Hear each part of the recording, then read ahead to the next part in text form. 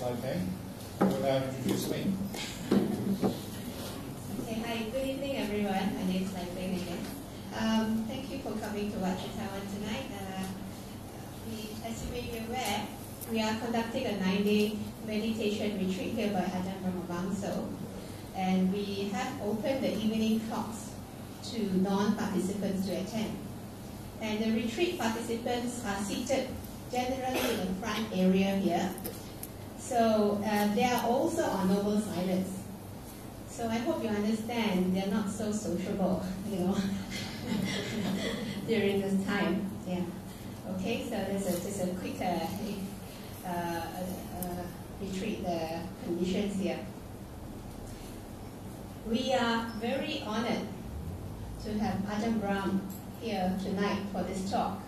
And for those who want to know more about Ajahn Brahm's background, we have the posters outside. You can read the entire biodata there. Ajahn will give the talk for about 1 hour, and then followed by answering your questions. And again, the question box is next to the door. Feel free to pick up a piece of paper, write down, or pick up the box right after the talk and pass it on to Ajahn to answer the questions. We do have, we need to do a hard stop at about 9:30, yeah?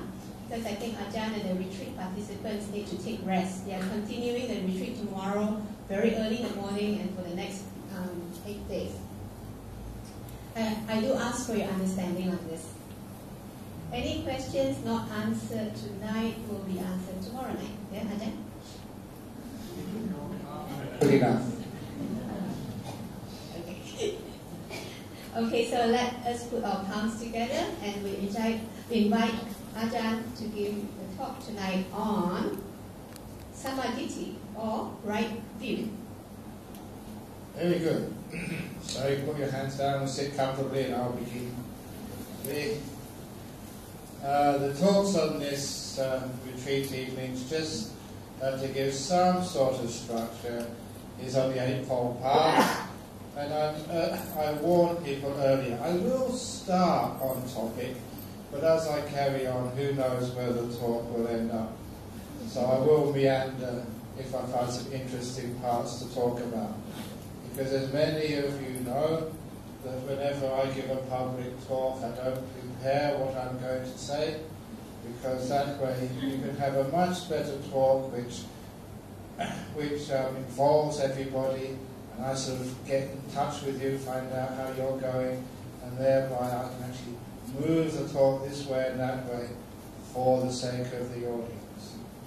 And also that many of you have gone to Buddhist schools or read Buddhist doctrines, read the books, and you probably already know the traditional explanations of right view and all these other factors of the Eightfold Path. So I'm going to try and build on what you already know in order to take it deeper. And as far as the right view is concerned, you all know the right view of Buddhism is about the law of karma and rebirth and impermanence, unsatisfactoriness and non-self, emptiness. But you all know that already. But do you? Do you really understand what these words mean? You take something like karma, and still people were, these were good Buddhists, they were talking about the end of the world yesterday. And it never happened.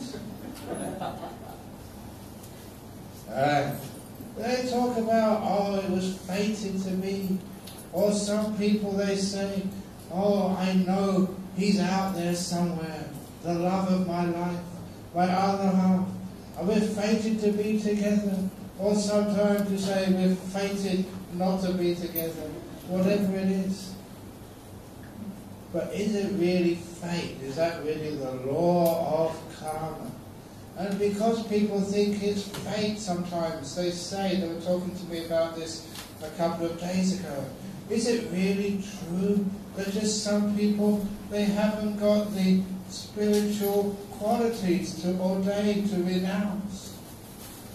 And that's, many people use that as an excuse. They say, oh, I haven't got enough. They call it parami in Buddhism. You know, that word came a long time after the time of the Buddha. First of all, the Mahayana invented the parami because they had 6 parami. And then the Theravada, you always have to keep up with the opposition and do better. So they had 10 parami, they added a few extra. So that's all where that came from.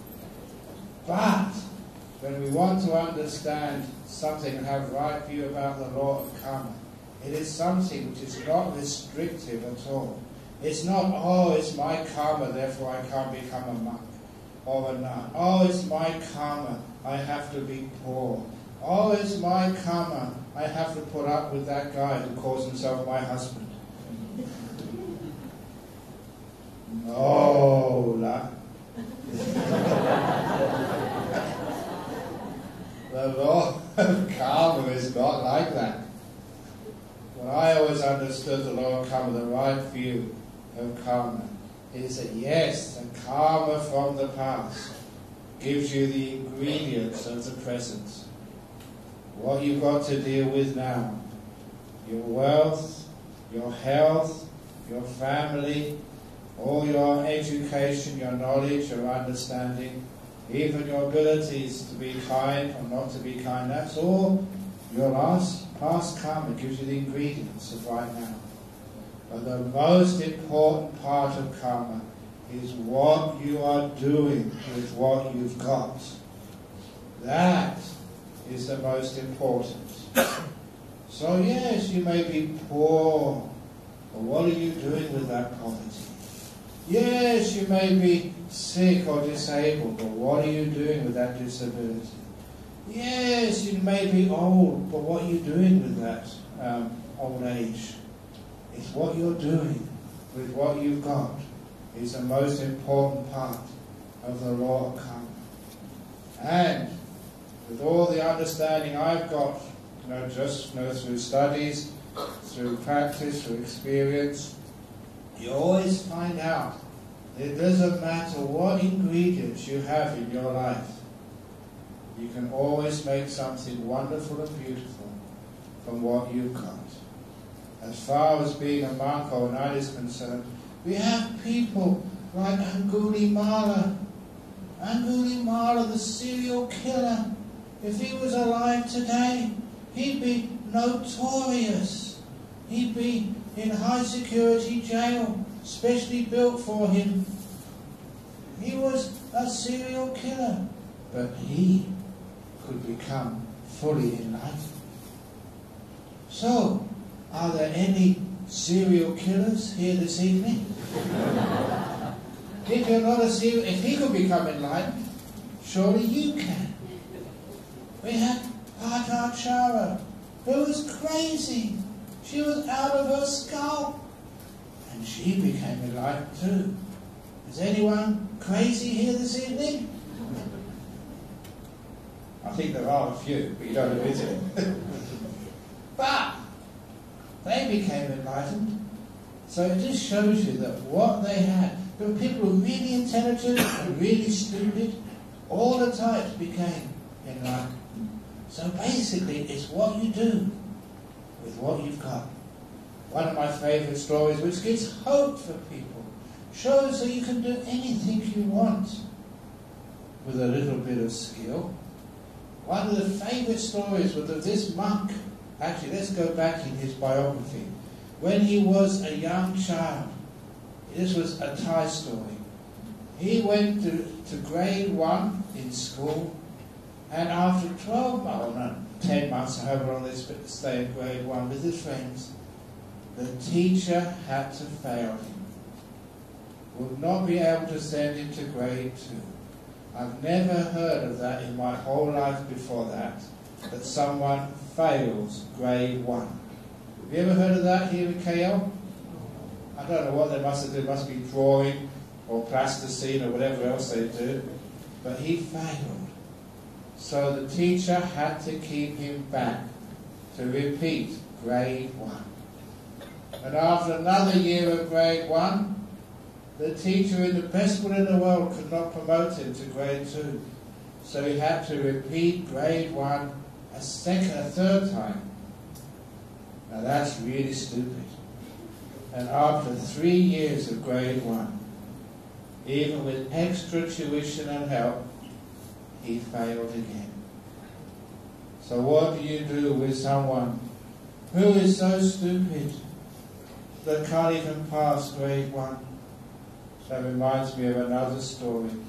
There was a story of this, you know what I mean, this Vietnamese refugee to Australia. And when he went to school, he heard about IQ.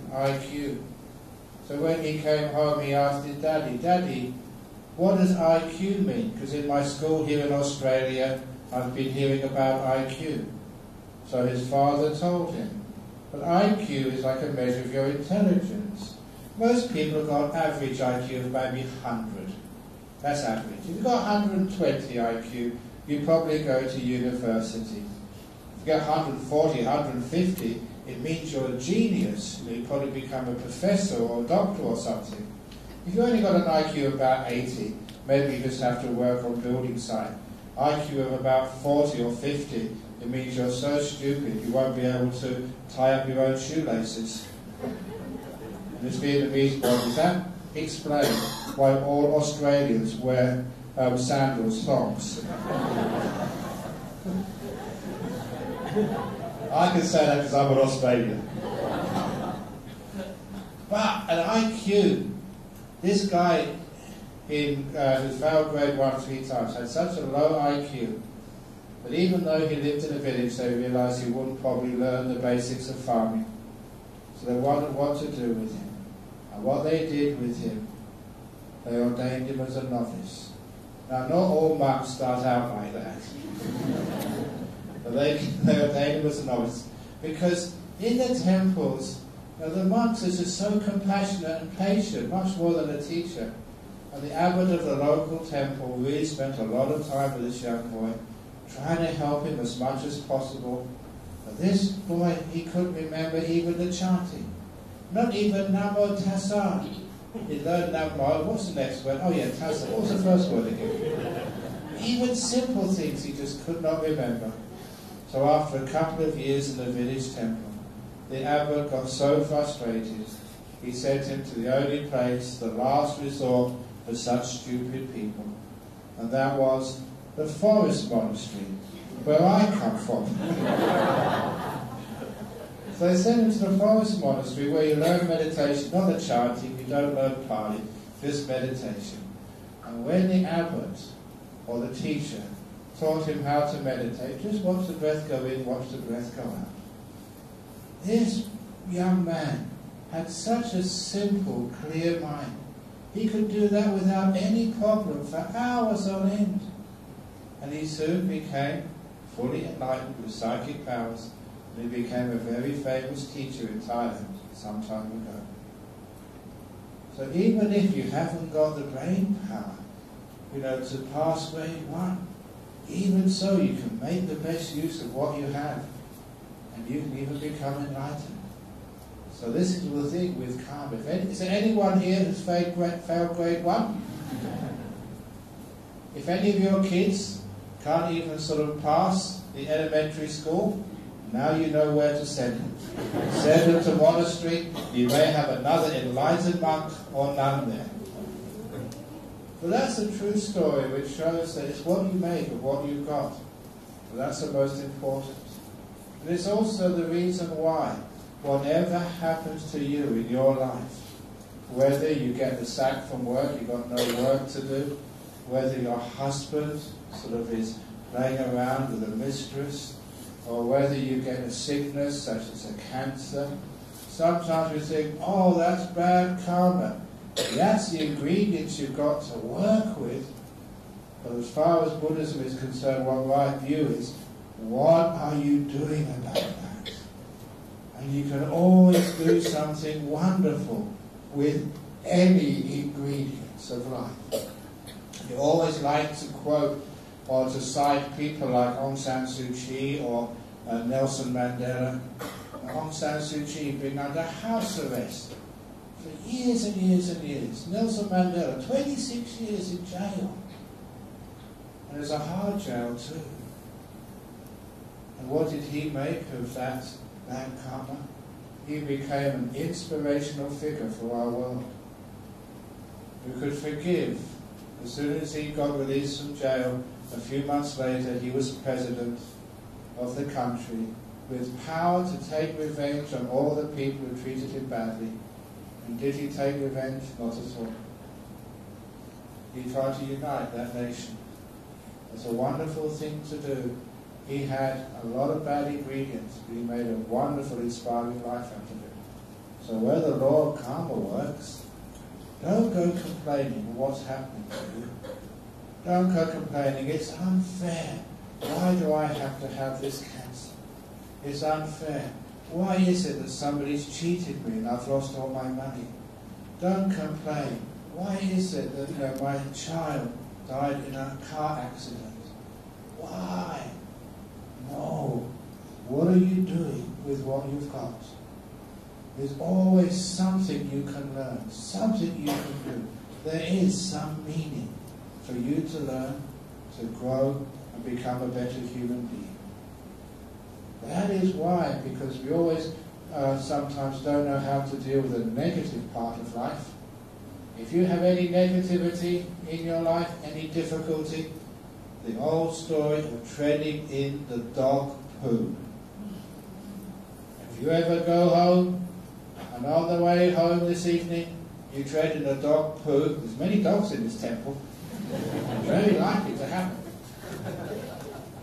Always remember, never scrape it off your shoes. Take it home with you. And only scrape it off under your mango tree in your garden. Because if you scrape off the dog poo under the mango tree, then 1 year later your mangoes will be sweeter and juicier than ever before. And when you eat those mangoes and the juice drips down your cheek or mouth, always remember what you are really eating. It is dog poo you're eating. It's been transformed into beautiful mango because you brought it home and you dug it in the right place. And that's a simile which I use when you have some bad karma fruiting. Don't just think, oh, poor me, why did this happen? That's not understanding the law of karma. Understanding the law of karma means, yes, here it is now. What am I doing with this? Even the stinkiest, smelliest, dirtiest of dog poo. In fact, the more stinky and smelly and dirty it is, the more oomph it's got for your mango tree. So you can see this is how we understand the law of karma. It's such a positive message. It's not fate. It's saying that you can create anything with what life deals you. The future is totally open. You are not restricted at all. It's up to you to make a world which you want to live in. And you can do that no matter what ingredients you have to work with. That's incredibly powerful and positive. And that is the right view. This is the first example. You can see what really is right view. Once you hear it, that makes so much sense. It's positive, it's progressive, it gives hope, it encourages good effort, and it reaches a beautiful goal for you and for other people. That has to be right view. Sometimes we argue with what's right view and what's wrong view, and usually it's the case my view is right view and your view is wrong view, whoever you happen to be talking with. And this is not just with different religions, this is even people in the same religion. They have all these arguments together. There was this old story of this guy was going home. This is, now you can use, I'm going to change this story.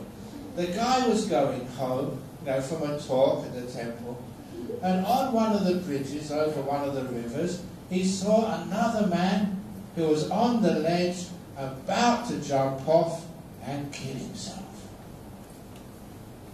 And the man said, "Stop, stop, don't kill yourself like that." The guy said, "Don't try and stop me, you come closer and I'll jump straight away." And from the accent, he said, "You sound like, you're from Hong Kong." I said, "Yeah, why?" "I'm from Hong Kong too." "Wow, what a coincidence." And then he asked, the guy said, "Well, don't jump off, it's bad karma." "What do you mean bad karma? Are you a Buddhist?" Said the guy jumping off. And the guy who's trying to say, "Yeah, I'm a Buddhist too." "What type of Buddhist are you? Are you Tibetan? Are you Mahayana? Are you Theravada?" And the guy who's trying to stop the guy jumping off said, "I'm Theravada." "Wow, so am I," said the guy who was about to jump off. "What a coincidence. Do you follow Thai tradition? Burmese?" I don't think, it's still here. Thai tradition, Burmese tradition, Sri Lankan tradition. And he said, "I follow Thai tradition, what about you?" "Me too, what a coincidence. Is it the forest tradition or the city tradition?" He said, "Forest tradition." "Me too, this is a great coincidence. It's meant to be." "Do you follow Ajahn Brahm?" "Do you follow Mahabua?" And the guy said, "I follow Ajahn Mahabua." The other guy said, "I follow Ajahn Brahm." "Heretic, get out of here." And he pushed him off.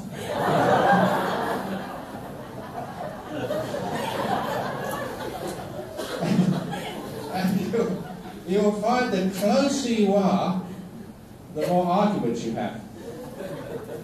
Very strange. I've seen this. It's very easy for Theravada monks to have a lot of peace and harmony with Tibetan monks and Mahayana monks and even monks who are different, but when you're very close together, really close together, that's where you have the most arguments. Why is that? It is because we have such strong views on what's right and what's wrong, which is one of the reasons why we should be very, very careful of always thinking, I am right and the other person is wrong. So what actually is right view? Here is a golden oldie story. And this is a great story because it actually works. That was the story of the husband and the wife who had just been married. Remember this one? It's a good story. They had just been married, and one afternoon after lunch they were having a walk in the park. And as they were walking in the park, they heard this sound. Quack, quack. Quack, quack. And straight away she said, "Oh, darling, can you hear that? That's a chicken." And he said, "What did you say, darling?" He said, "That's a chicken." He said, "No, it's not, it's a duck." He said, "No, I'm sure it's a chicken." They went quack, quack again. There you are, it was a chicken. He said, "Look, it can't be a chicken. Chickens don't sound like that. Ducks go quack, quack. That was a duck." She said, "No, darling, I am sure that was a chicken." "No, it was not. It was a duck." "It was a chicken." "No, it's a duck." "But I'm sure it was a chicken." "No, it's a duck. D-U-C-K. A duck. And then she started to cry. But it was still a chicken. And then in the story, he looked her in the eye. He remembered why he married her. He squeezed her hand gently and said, "Darling, I think you may be right. That is a chicken." And she looked at him and smiled and squeezed his hand. also. And they carried on their walk in peace and harmony. And that evening he got dinner.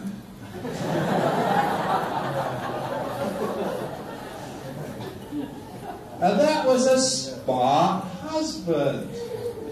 For 2 reasons. What's most important? Is it important being right about a duck or a chicken? Is that really worth having a divorce over? So no, the love and harmony is more important. So first of all, right view is understanding what's really important in life and following that and sacrificing what's less important. Like who's right and who's wrong.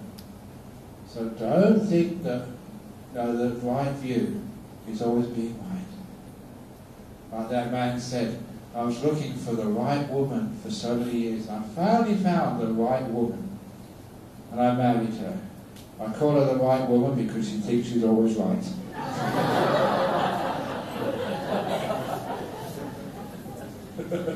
So don't go looking for the right woman to marry. And number 2, he was a smart guy because just because it goes quack quack does not mean that it's a duck. Now, usually, when I started this story, I said it could have been a genetically modified chicken from Fukushima in Japan. But then, later on, because I've told that story for many years, and I've got many supporters, somebody actually emailed me this story, a true story of a chicken who was orphaned, and he was adopted by a duck. And this is true, the chicken actually does go quack quack. So it's actually true, some chickens do go quack quack. So remember, you think you're right, and it might turn out you're wrong, which is the big problem why we have arguments. So really right view is understanding we may be wrong. And giving that amount of doubt for you, so you don't need to have arguments, and don't need to have anger, and don't need to have wars. That's why sometimes people can hurt you, be angry at you, be cruel to you, or even cheat you.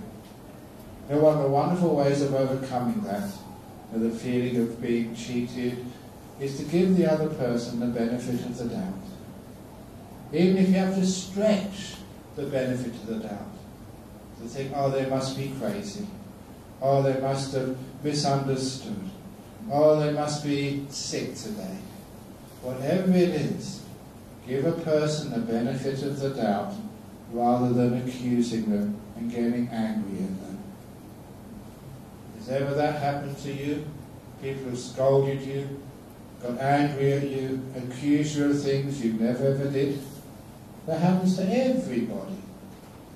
And so, the way to overcome that is, I've seen that happen to me, I don't want to do that to other people. So if somebody, they look like they're cheating me, or they look like they're charging too much, or they look like they're criticizing me for something I never did, I always give them the benefit of the doubt. Oh, they must have been misinformed. They're having a bad day. They must be sick. Whatever it is, giving people the benefit of the doubt solves the problem of having to seek revenge and settle old scores. It allows you to let things go and have some harmony. Because a long time ago, I realized if it really is right view, it must be something which creates harmony between people. If it creates division, there's something wrong. That cannot be right view. So that's a very good litmus test. And so we got something which again we see in the teachings of the Buddha. Another fundamental part of right view is understanding rebirth or reincarnation. You know that some people are absolutely sure there's no reincarnation. And they argue with me. They say, Ajahn Brahm, we really respect Buddhism. It makes so much sense, except for one thing which I cannot accept, and that's reincarnation. How can it be reincarnation? The brain dies. What gets reincarnated? And instead of having an argument with such people, because sometimes the argument gets you nowhere, just wastes a lot of time, I just usually tell them, it doesn't matter. Don't make a big deal about reincarnation. I don't care if you don't believe in reincarnation, because I will certainly know that you will believe in reincarnation in your next life.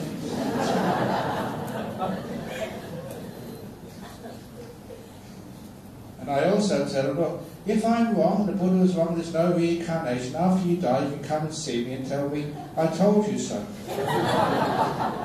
They can't do that, can they? That is why, and we're always trying to raise money. The BGF is trying to raise money. All Buddhist temples try and raise money for this, that and the other. So I propose this to my committee, because eventually we have a membership, annual membership. We have a life membership now, and I think you get paid 4 or 5 years annual fees, and you get life membership forever.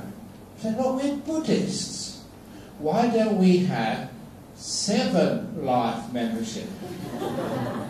Only 4 times a life membership. Do you have a life membership for the BGF? How much is it for life membership?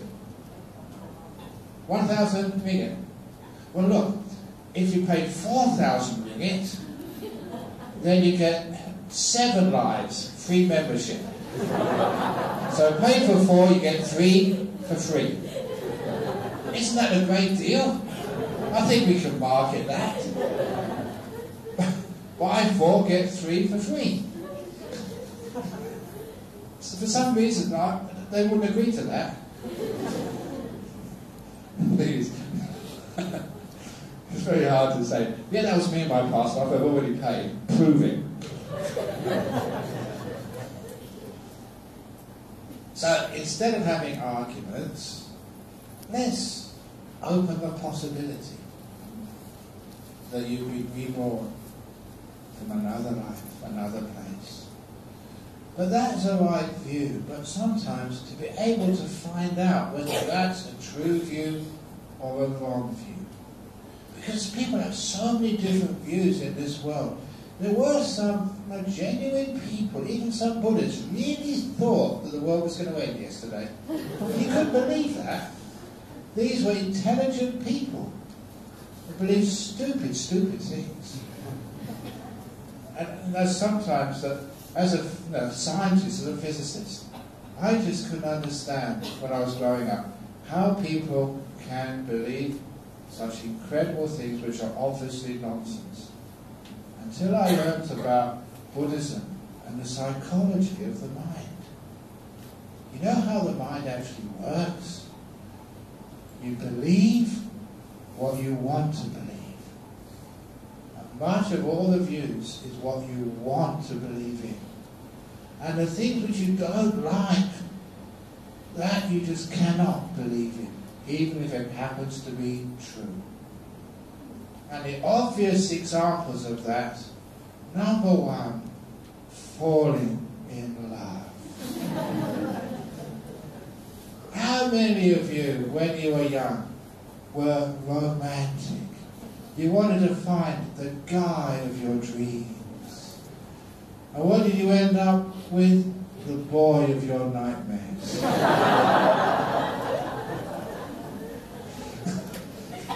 That was one of your dreams. It was a long time of dreams, damn it. So, or you want to find the girl of your fantasies. Somebody was saying recently, all these famous people are all becoming Buddhists. Somebody told me, actually Ajahn told me that Sarah Jessica Parker, from Sex and the City, she was seen reading my book, Opening the Door of Your Heart. So she's a follower now. Sarah Jessica of Sex and the City. So I'm waiting for the letter to invite me to do an appearance.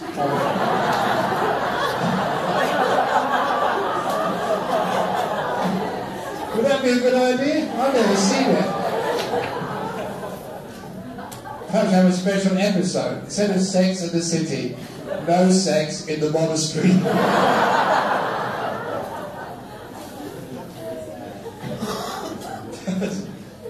But, you know, somebody was telling me that there was a supermodel, Kate Moss. Have you heard of Kate Moss? Yeah, British supermodel. She's supposed to be drop dead gorgeous. She went to this meditation retreat. A lot of these people into meditation. And one of the friends I know went on the same retreat. He was told, hey, Kate Moss is on this retreat. So he went looking for her. And all the girls, and he couldn't recognise her. Because when you take off all the makeup, all the airbrushing, she just looks like another girl. And it was amazing. He said, I could not recognise who she was until someone pointed out, that's Kate Moss. So this is what happens with your fantasies. Apparently, was it here a couple of years ago? It wasn't what Chetawan, I think. We had was it a supermodel? Yeah, I think it was a supermodel here. One of the beauty queens was here on this retreat. That's why we had, usually we have mostly girls on the retreat, but this retreat we had a lot of boys.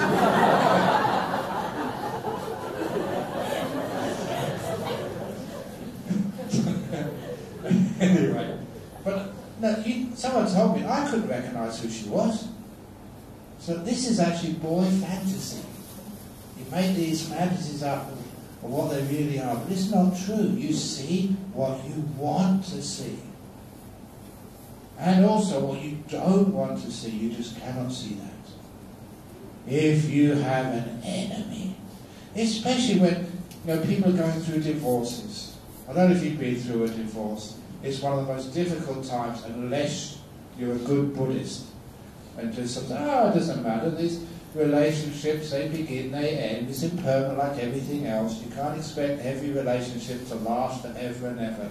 And that idea that when you get married, darling, till death us do part, you say, no, to anicca us do part.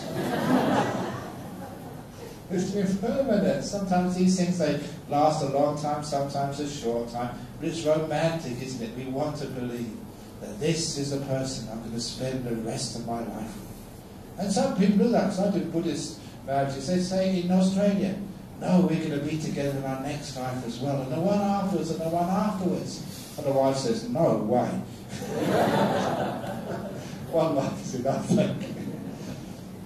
But when you do have a divorce, sometimes because you're so close together and because some of the deepest of your hopes and dreams are destroyed, that really hurts. Especially if you think that it's going to be there forever.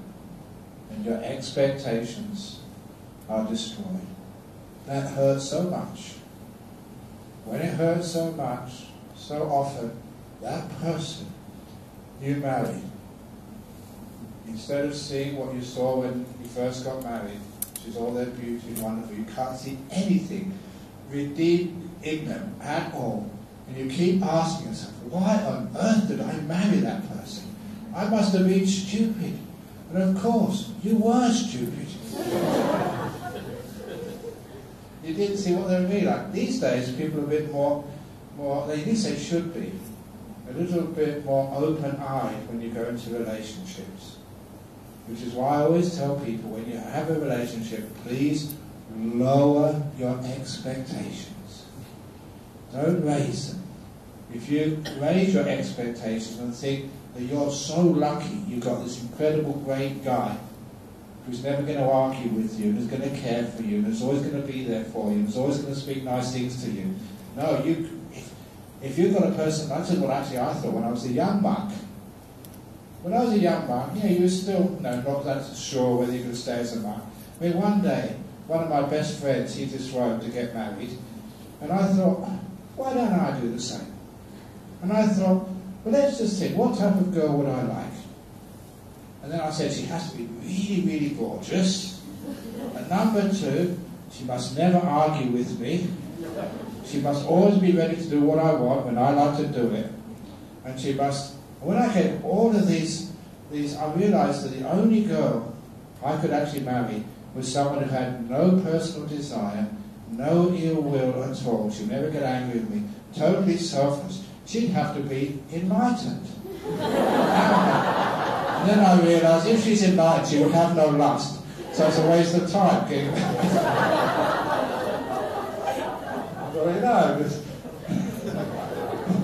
you're always going to marry someone who's imperfect. If they've got lust, they've also got anger and ill will.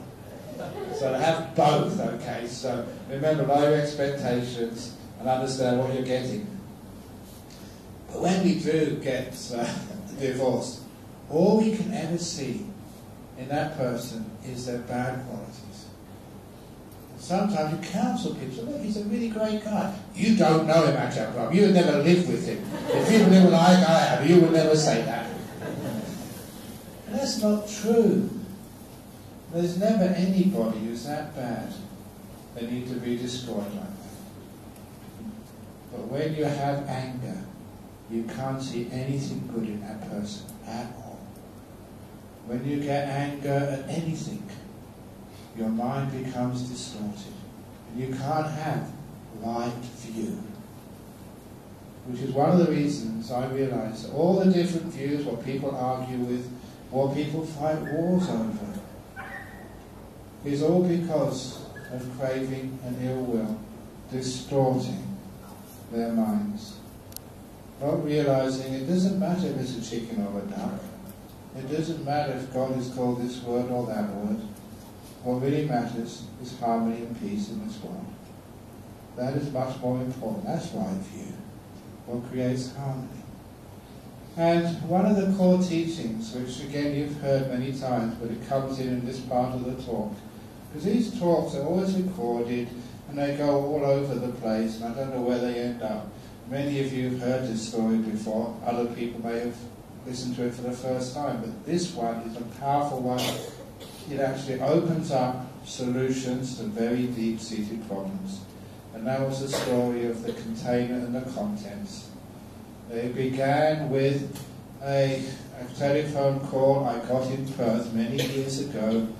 It was a journalist from the Australian newspaper who was doing an article over the scandal of US Marines in Guantanamo Bay taking a copy of the Holy Quran, putting it in the toilet and flushing it down the toilet.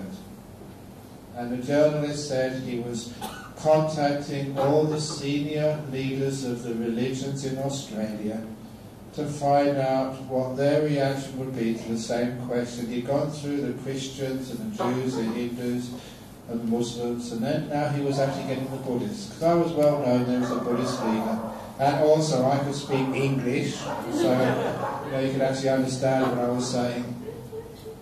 So he asked me, Ajahn Brahm, you're the last person, the last religion. What would you do, Ajahn Brahm, if someone took a Buddhist holy book and flushed it down your toilet? Without any hesitation I replied, if someone flushed a Buddhist holy book down my toilet, sir, the first thing I would do was call the plumber. And he thought that was very funny. He said that was the first sensible answer he got all day. And he published that. Real practical. But that's when I also started to develop this idea of the container and the contents. I said you can destroy as many Buddhist holy books as you like. You can blow up as many Buddha statues. You can destroy even the temples, put graffiti over the Buddha statues like some people have done in Korea. You can even kill the Buddhist monks and nuns. But I will never allow you to kill Buddhism. I will never allow you to flush peace, compassion, forgiveness, truth down the toilet. Because the statue is the contents. The monks and the nuns... the statue is a container, The statue is a container. What does the statue represent? Peace, forgiveness, kindness. So why do we sacrifice kindness when a Buddha statue is destroyed? We don't need to do that. When we understand the difference between the container and the contents, you can destroy as many containers as you like. You can blow up Buddha statues. You can put graffiti over the temples. That's not desecrating Buddhism. It only desecrates the teachings if you sacrifice and give up your kindness, your forgiveness, your peace, your especially forgiveness. So never sacrifice the contents for the container. You can always get more containers. When the big Buddha statue at Brahmavamso was destroyed, it took about 3 or 4 days to destroy that statue. In the meantime, throughout the world, about 1,000 statues were produced in those 3 or 4 days. So the Buddhists still made a profit. We lost 1, we gained 1,000. But this is actually where you understand what is really important in life, and that is the right view. So going through like a divorce, or someone's cheated you, or you got a cancer, what is more important? The cancer? The divorce? Who's right or who's wrong? Or things like peace, compassion, forgiveness, harmony. If you have the view to understand what's really important, even through a divorce, you will never destroy the Dhamma.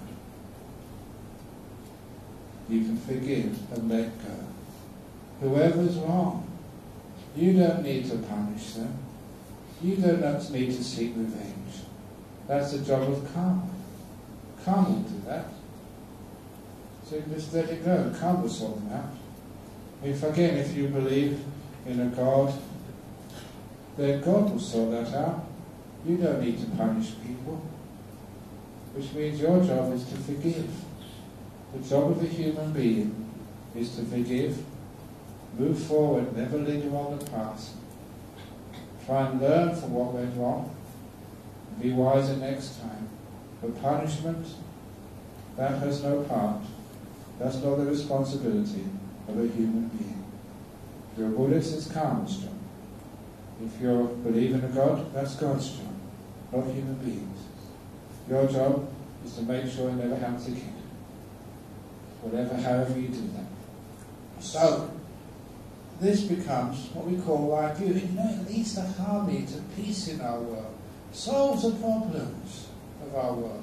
When harmony is more important than being right, then maybe people can actually live together in peace and harmony. And if they do separate, there's no ill will after a marriage breaks down. Yeah, you did your best, both of you. Give each other the benefit of the doubt. You tried. Maybe you thought that the other person would try harder. You could have tried harder as well. It's just even. So let it go. Learn, move on, grow, and do a better job next time. So this is actually what we learn from these things. And that way we don't sacrifice real Buddhist teachings. Peace, harmony, love, forgiveness. It gets deeper than that. That's like reincarnation, and that's the right attitude. Already mentioned peace being so important. That's some of the reason why that when we talk about Buddha statues, even last week I was giving not last week, a couple of nights ago in Melbourne, giving a talk to people because they were asked, why do you Buddhists go bowing to statues all the time? Or bowing to monks? Or bowing to this and bowing to that? You're always bowing. Why do you do that? And it's a very easy answer to that. We bow because the more times we bow, the more we actually exercise our tummy muscles, which means we don't get so fat. These days people bow to me, so I'm so senior I don't get a chance to bow to too many people these days. That's why I put on weight. In the old days I was always bowing to this monk and bowing to that monk. That's why I didn't... But the serious answer was that it's what the Buddha statue represents. I'm not bound to the container, I'm bound to the contents. And to me the Buddha stands for virtue, peace and compassion. Sometimes wisdom as well as compassion. But every time I bow first time I remember virtue. And how wonderful virtue is. Honesty. Trust. And people you can leave your money there and you know they will not take it. And that is such a beautiful thing to see in our world when people are virtuous, trustworthy, they're good people. Because when there's good people in this world, it means we can relax, we can walk home, know we're not going to get robbed or attacked. Isn't that wonderful to have that? We don't need to have some security on our houses. Some houses got so many bars, I think they must be living in prison. Isn't that a terrible thing to do? When I was young, even my father, he would hardly ever lock the door of our house. But that was because there was nothing in there to steal anyway. But it's terrible we have to secure everything because we can't trust anybody. But when we have virtue, when we can have trust, it means that even we can send our kids to school, know that no government is going to shoot them all like happened in the United States. That lack of virtue, that lack of trust, now means in many of those places, going into school you have to pass through gun detectors, metal detectors. When I go onto the aircraft you have to pass through all the security stuff. Just because we don't trust each other anymore. That lack of virtue in our world causes so much hassles and trouble to everybody. So when there is a virtuous community, and when goodness, trust increases, what a wonderful world that becomes. So that's the first time I bow to virtue. Every time I put my head down, virtue is higher than me, which means I respect it, I worship, I venerate it. So every time I bow to God, the first time I bow to virtue, it means psychologically it strengthens it. I remember, this is important to me. Then the second time I bow to peace. Peace is such a wonderful thing to have in this world. You know, peace between countries, so the countries don't need to be worried about each other, who's going to invade who. Imagine how much money would be saved when we don't have to have such big armies and navies. Always worried about, who's got the best arms. But we can have peace. I always remember, when I was young, the Swedish government, I really respected them because they were so close to the Soviet Union. But their defence policy cost, I think, $1. That's all they spent on the defence. And this was actually true, it's not a joke. They knew if the Soviet Union would attack them, they would have no possibility of defending themselves. The Soviet Union at that time had more tanks and soldiers and aircraft and ships. There's no way they could compete. So their defence budget was just to have a recording on the old tapes saying "We surrender." That cost them $1. They saved a lot of money that way. They wouldn't win anyway, so just okay, we surrender. That's apparently true. They did have that. So that's a really powerful defence budget. So they can China attacks Malaysia, so Malaysia won't be able to defend itself. So they should have a budget of $1 million. See, I'll get into trouble here, so I better stop.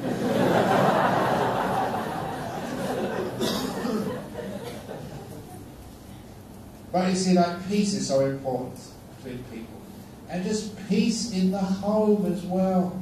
Sometimes people argue so much at home. You always can tell how long a person's been married.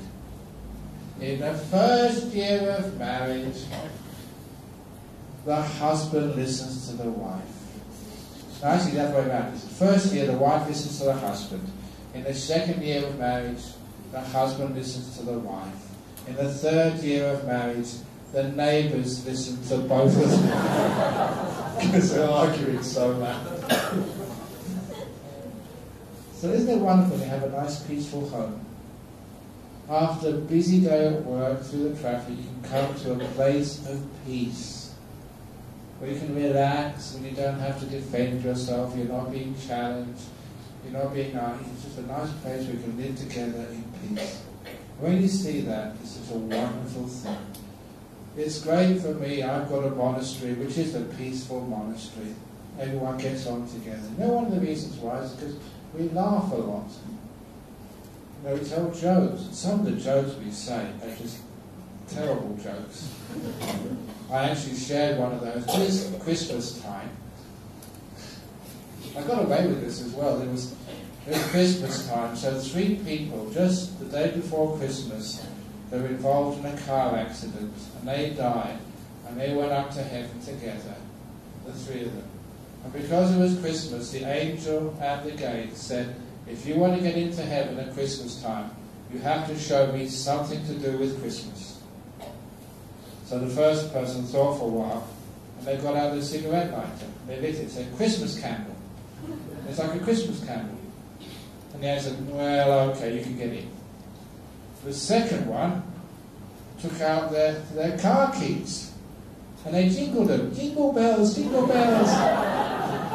Oh, okay, that will do. You can go in. And the third guy, he put up in his pocket, and he got his girlfriend's underpants. Her underwear. And he said, what's that? He said, it's Carol's. Carol's. His girlfriend was called Carol. Carol's.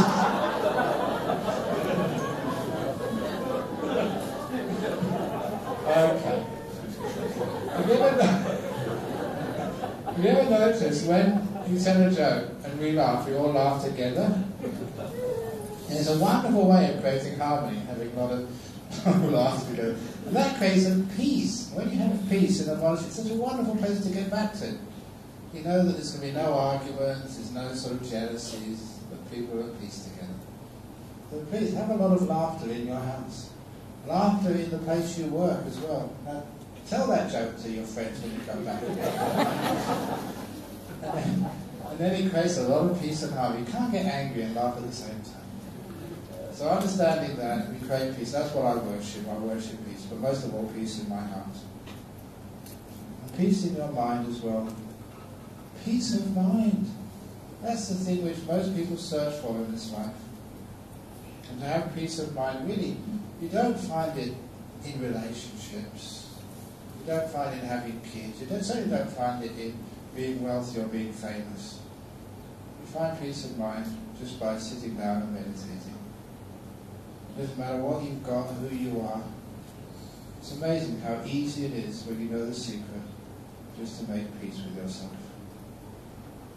To understand with all of your faults and all your silly traits, you can love yourself to bits as you are and be totally at peace with yourself. Not trying to change anything at all. And I know that peace very well. That's why I worship Him. Oh, I always love peace. And because you're at peace, you've got all this energy and time for others, which is why I worship compassion, number 3. So when I bow down, the third thing, I bow down to compassion and kindness. How wonderful it is just to take a little time out and be kind. And every time that I've sacrificed myself just to be a little bit more compassionate, it's one of the reasons I'm sorry I didn't go to Penang this time. Usually, what I do is 1 year teach a retreat in KL and do a tiny retreat in Penang. The other time go into Penang, give a retreat there. This time I never gave a small retreat in Penang because the daughter of one of my friends, her father died. I wanted to do a memorial service for him. And I couldn't bring myself to say no because it was so important to her. And even though I had to sacrifice in Penang, he's had to sacrifice as well. Such a beautiful thing. So it's kindness, compassion. So I'd always go out of my way to do an act of compassion. Never get tired afterwards when you've been kind. And compassion brings beauty to the world. You forgive, you do the extra for somebody when you don't need to. I think I say this morning about that policeman in the United States who was caught being kind. Okay.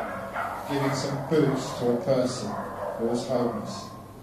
Oh, that was the best thing I've read in the newspaper. All the rest, corruption and rapes and wars and politics, it just sends you crazy.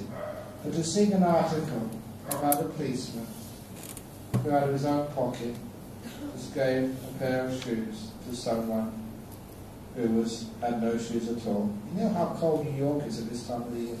Freezing. What a beautiful thing to do.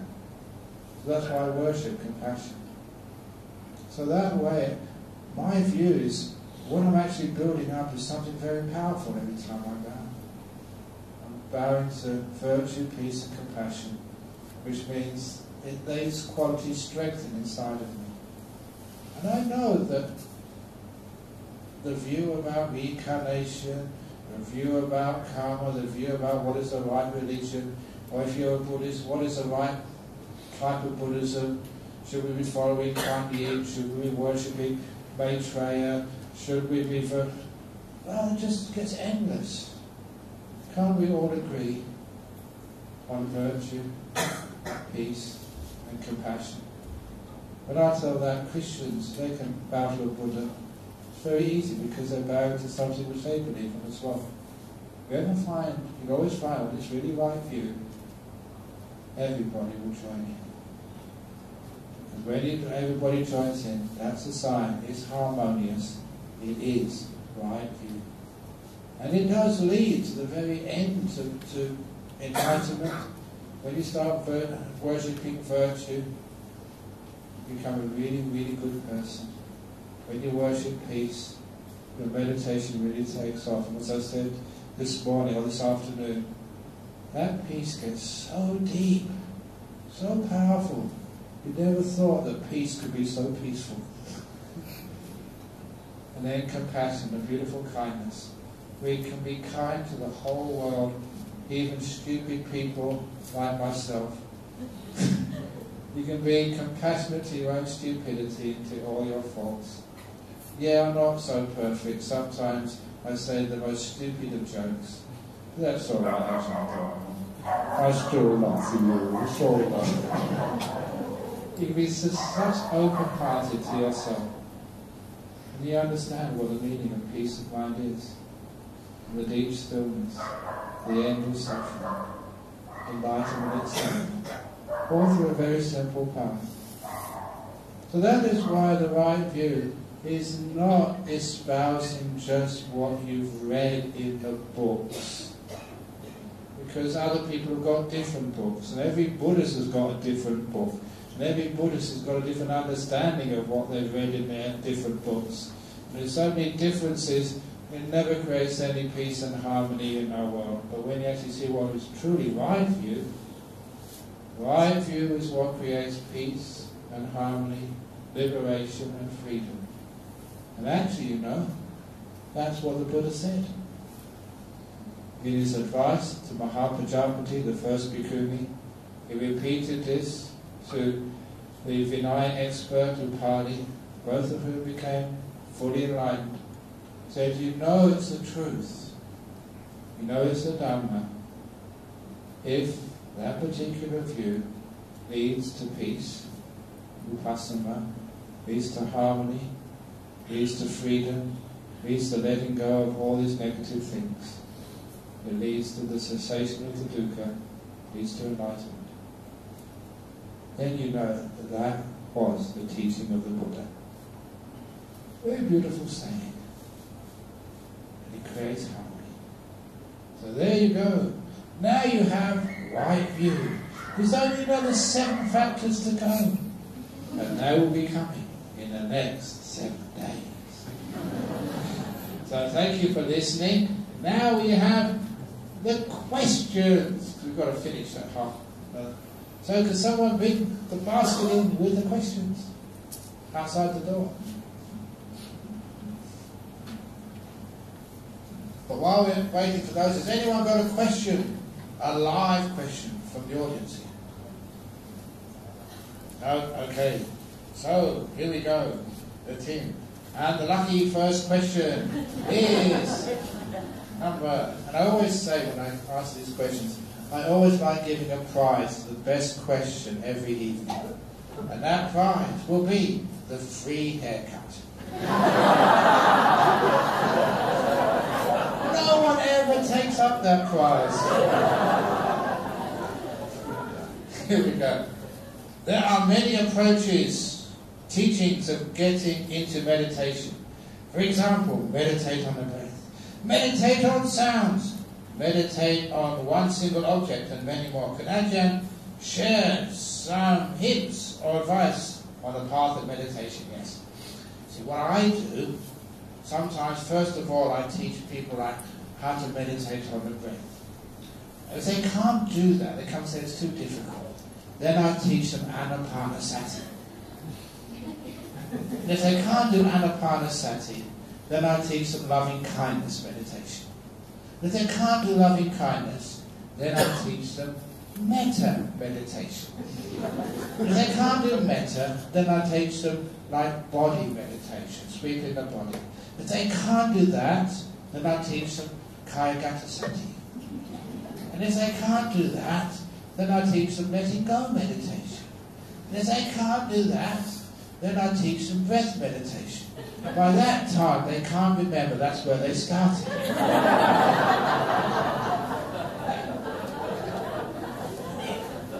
And the reason you can do this is because they're all the same. There's no difference.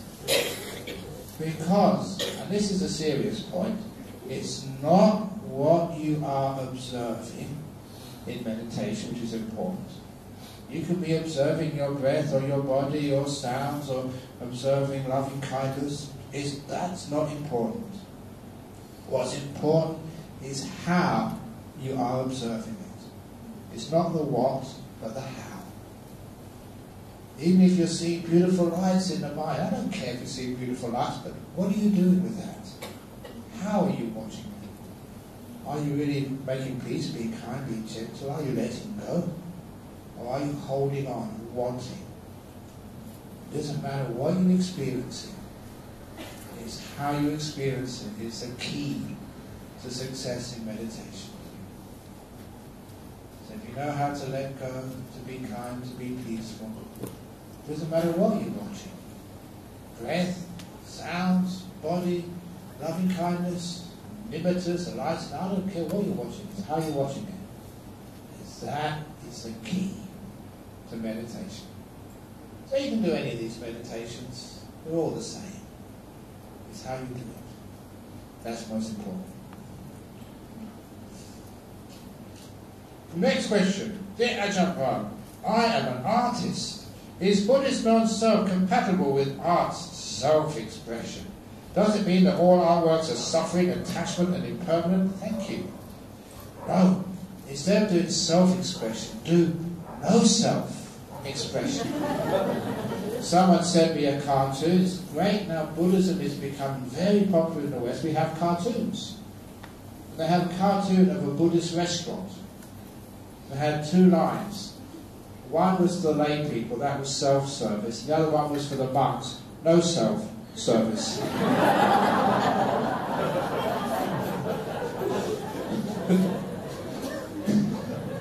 Very clever. So if you're in line, you go on the other line, the no self-service. And the arts and self-expression. It's not self-expression. Who's expressing these things? It's just what comes out. And I think that you will probably understand that if you're an artist, if there's any part of you there, any self, the painting, the sculpture, or the music doesn't come out. I know this because when I give talks, I have to disappear to give a talk so the Dharma can come out. If Ajahn Brahm is involved, no, it doesn't work. And that's even meditating. Sometimes I say this is a bit of a joke, but then give it a deeper meaning. I put my hand up and say, I can't meditate. I can't get into jhanas. Ajahn Brahm can't get into jhanas. He wrote all these books about jhanas. I can't meditate. I can't watch my breath. I have to disappear first of all. When Ajahn Brahm disappears, all these things happen. That's how I meditate. But by Ajahn Brahm. And then meditation happens. That's how it works. The same giving a talk. If I'm going to give a really good talk, I have to disappear. Get into no self. And if you want to do a piece of music, if you're performing, many great performers have told me this. They practice, but when they're on the stage, they're with that piano, they have to vanish. They have to let the music play. Let it flow. Because if they get in the way, and they're worried about what they're doing, if that self appears, it goes wrong. So whoever is asks this question as an artist, see if you can meditate until you vanish. And if you say like painting, let the brain, then let the brush do the painting. And you're not there. Then that is no self-expression. It's amazing what comes out. Sometimes what comes out of my mouth. You know, I've done this many times, giving a talk. I say, well, that was profound. Where did that come from? It didn't come from me, that's for sure. Amazing what comes out sometimes. So that's my artwork, giving talks. So your artwork, disappear. And then you find incredible stuff comes out. The next question. Is it possible to get into a jhana state without a nimitta or light? It's much easier to get into jhana with a light. Is it possible to get to Australia without getting into aircraft? It is. You know, you can walk down to Johor, you can walk across the causeway, you go to sort of the south of Singapore and start swimming. Yeah, it's possible, but I wouldn't recommend it. Especially there's so many cheap airlines now, Tiger Air and all this other stuff. So yeah, it's possible to get into jhana without a nimitta or light, but if you want the easy way, then get into these lights, these nimittas, that's the best.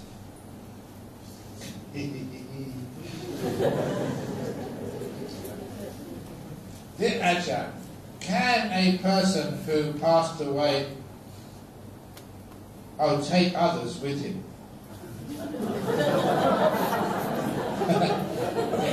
And they call that mutual suicide. That's interesting. Can a person who passed away take others with him? What do we mean by that? Sometimes you ask these questions and you actually try to... You say a funny story first of all, and then try to think what they really mean. Maybe, do you mean that they pass away together and they get... So try and get reborn together? And sometimes that happens. They've got such a close connection to one another. They actually come back really, really close. That is weird stories. I love getting weird stories. And one of the weirdest stories, because our previous president of our Buddhist Society, Dennis, he does all sorts of interesting stuff. He was into astronomy, and then about 4 or 5 years ago, he decided to learn hypnotism. And you know, he's one of these guys, whatever he does, he's good at anything. And so he learned the ropes, and then he started, as a hobby, just hypnotizing people and getting them into their past lives. He's actually helped a lot of people. But he went to a seminar, of hypnotists who do regression therapy in Sydney. He came back with this amazing story of one hypnotist who had a client who was anorexic. I often say to people, I'm anorexic too, It is absolutely true, because one day I was reading a newspaper about the definition of anorexia. And what actually it is, and the definition of anorexia is you look in the mirror and you think you're fat. I think, yeah, that's me. I'm anorexic, so I need to eat more.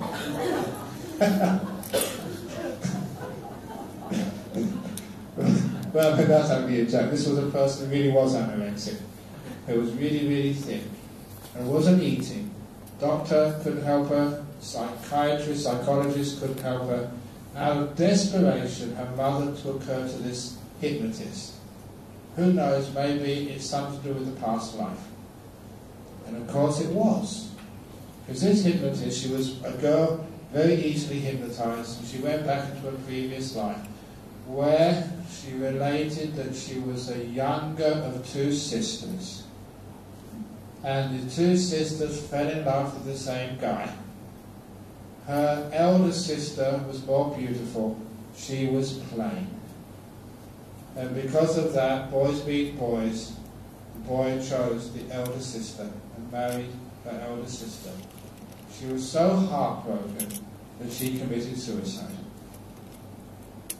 And that was the reason why she was so desperate to be beautiful, because of the pain the lack of being attractive had caused her in the previous life. That's why she was anorexic. Desperately going over the top trying to be attractive because of how much it hurt her in the previous life. That gives a good idea of where these things come from. And the interesting part of this story was the reaction of the mother hearing this from her daughter. It was the mother who was hysterical. And when the psychologist, the hypnotist, calmed the mother down, he said, "Why are you crying, being so hysterical?" And that's when the mother said, "I was that older sister. I had never told my daughter this, because this was before she was born. I had a younger sister who fell in love with the same guy.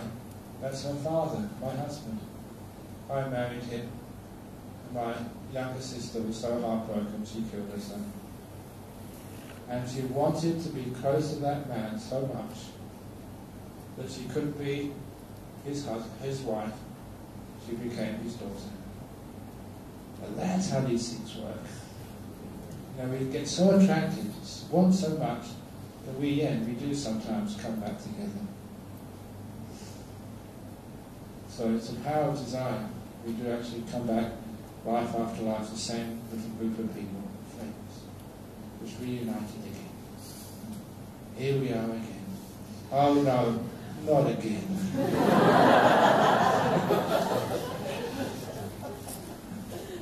Any tips, guidelines to develop stillness of mind? Yes, don't do anything. Sit there and shut up. And number 2, don't be afraid. Because a lot of times, many of you during this retreat will start to become peaceful. And it's such a strange experience to you. You'll destroy it because you're afraid. Just like many people become happy in their life, and they become afraid of happiness. Something must be wrong. I'm happy. Something must be wrong. There's no problems. Something must be wrong. Things are going right. It's amazing how many people destroy happiness because they're afraid. Fear, I'll probably give a talk on this later on. Fear is one of the biggest problems in our life. We're afraid of being free. In the same way a prisoner who's been in jail for 20, 30 years is afraid of being free. They're not used to it. This is why many prisoners prefer to stay in jail rather than leave those gates and face a world in which they don't feel comfortable. They learn how to live in prison. We're used to it. We learn about suffering. We get used to it. To take that suffering away is something, no, please don't do that. I first learned that when years and years and years ago, I was invited to give a keynote address at a grief and loss conference. Trying to deal with people who had pathological grief. Someone had died in their family in terrible situations, terrible circumstances. They just could not let go. It was destroying their health and also their business. They couldn't do anything because they were just so upset year after year after year. Now, grief is okay when it just lasts for a week or 2 weeks or a month or 3 months or 6 months. When it goes to 3 or 4 years and you still haven't let go of the grief, that's really pathological. That's going too far. And so they have conferences such as this, where psychologists, doctors, in my case monks, can actually put in some input and try and solve the problem of people who feel so grief-stricken it's destroying their life. And of course I got some great methods, very powerful teachings to let go of the grief. And I presented them, and most people really appreciated them, coming from a Buddhist perspective. But this one girl, this one woman, she must have been in her 50s, came up to me afterwards and just eyeballed me. And she was so angry. She was shouting at me, "How dare you try and take away my grief. How dare you try and make me happy, she was saying. And I was really shocked. That was the first time I saw really close up how people can get attached to their suffering. So much so that anybody who tries to take away their suffering, to take away their grief or their guilt, challenges them so much it makes them angry. How dare you try and make me violent? That's why we're afraid of peace. Sometimes we're afraid of happiness. So that's one of the reasons why people can't be still. They're going out of their comfort zone. You all know how to worry, which is why it's hard for you to let it go. What would life be like if you didn't worry about anything? That'd be terrible. I'd have nothing to do. What would life be like if you were happy? Well, I couldn't moan at anybody. I couldn't tell people, I feel terrible today and get any sympathy. So be careful. A lot of times the reason why people aren't still is because of fear of the unknown. Going beyond your prison. It's a scary thing to do. You stay here and I will lead you out into the freedom beyond the walls. That's actually how the service. Okay, 2 more questions and 5 minutes to go. During meditation I have a lot of thoughts. How to overcome this? Very easy. How do you stop talking? You shut up. So tell your mind, shut up, okay? And if anybody breaks a noble silence, you're allowed 3 times, and the 3rd time you have to come up to me. We get out masking tape. We leave a little hole there with a straw so you can still drink water and you can have soups. But you've got this masking tape around you for the rest of the retreat because you'll be too No, of course I won't do that. But you never know, it's always the first time I do that. The way to overcome thoughts is not to try and stop the thinking, but just to let it be. To say, it's none of my business. That's wonderful, you know, because sometimes people ask you, can you ask a question? So, no, I don't know, that's Ajahn Brahm, he knows those answers. And sometimes I pass them on to somebody else. That's why any complaints on this retreat, any complaints, please see the organisers. See the organisers. Any compliments, come and see me.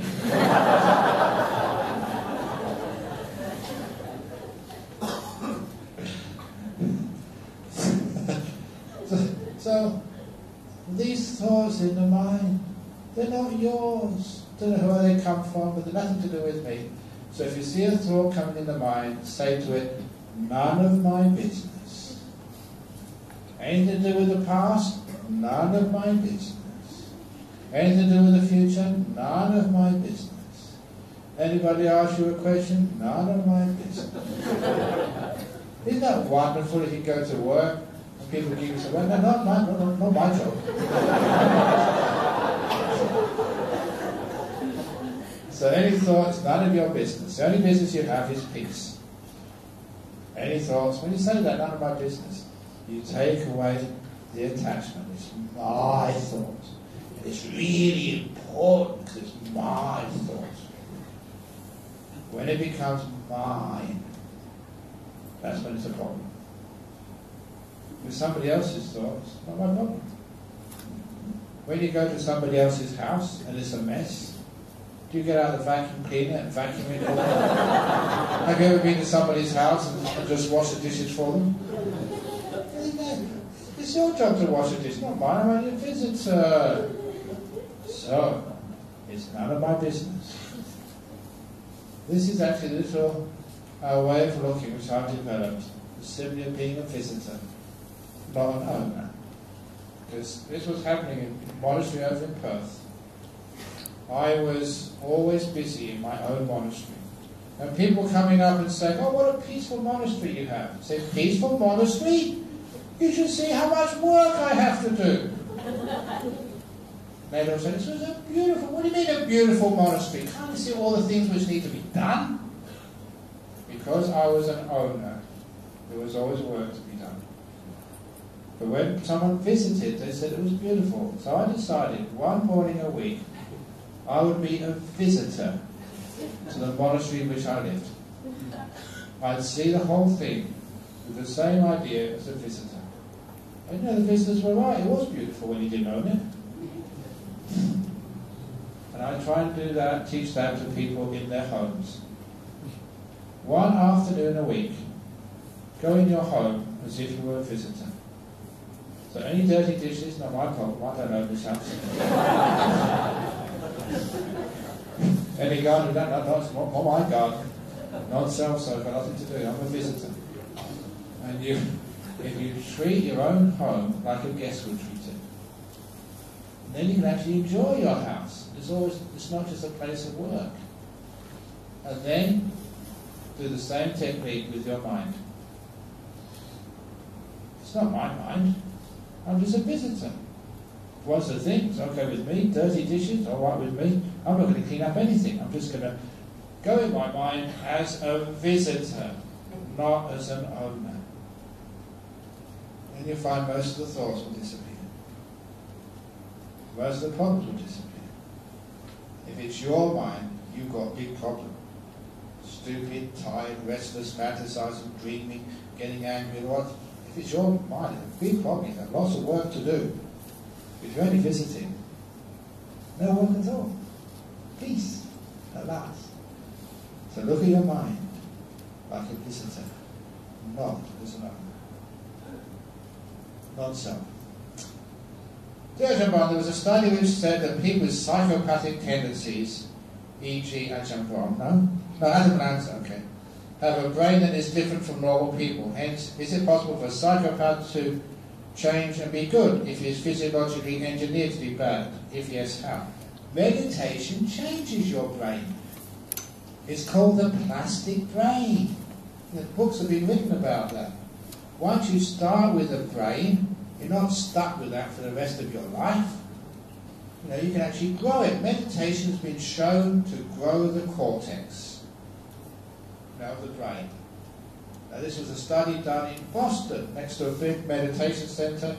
The scientist was doing MRIs of people's brains over many years. After 6 or 7 years, they found out, not just one, many of the meditators, their cortex had actually got bigger. Literally more megabytes between your ears. Literally. And it was actually changing. So the brain is plastic.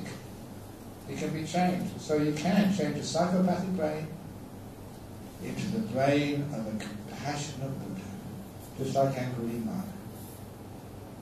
So again, just because you've got a brain of a particular type, that's the ingredients you've got to work with. You can change it into the brain of a Buddha, just through meditation and some very good teachings.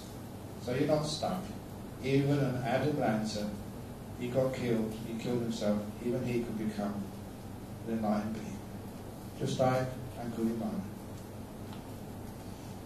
Last question. What do we do as Buddhists when someone is possessed by a ghost? It's not my brain, not my mind. I'm only a visitor, somebody else's problem.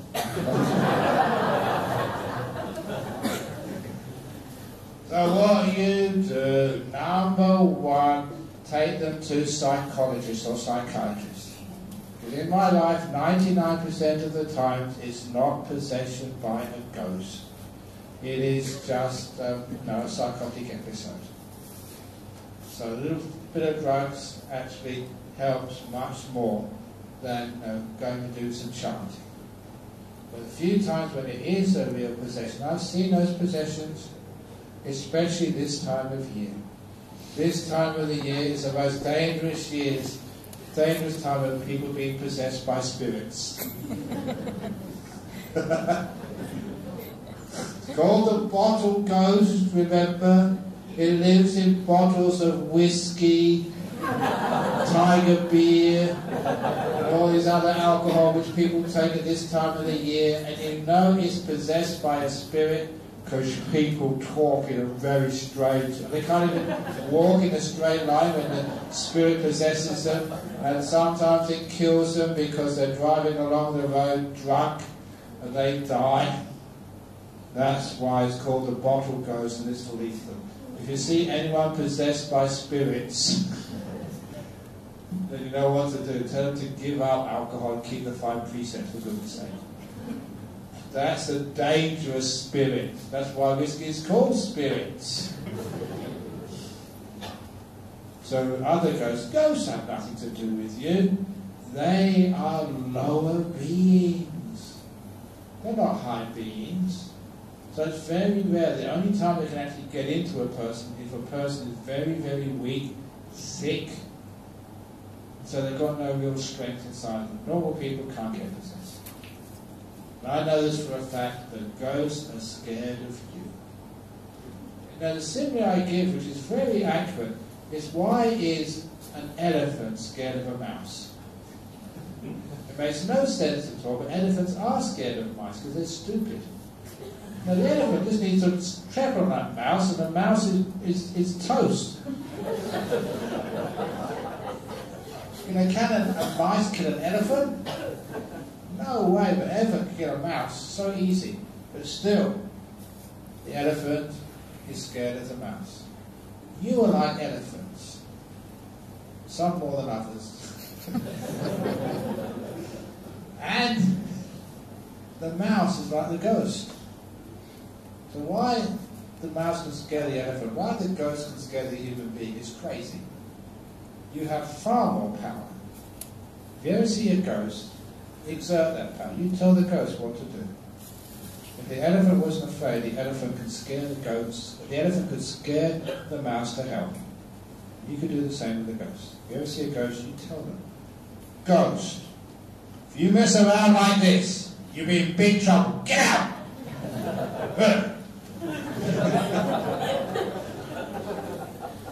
And if you don't show fear, the ghost will have to go.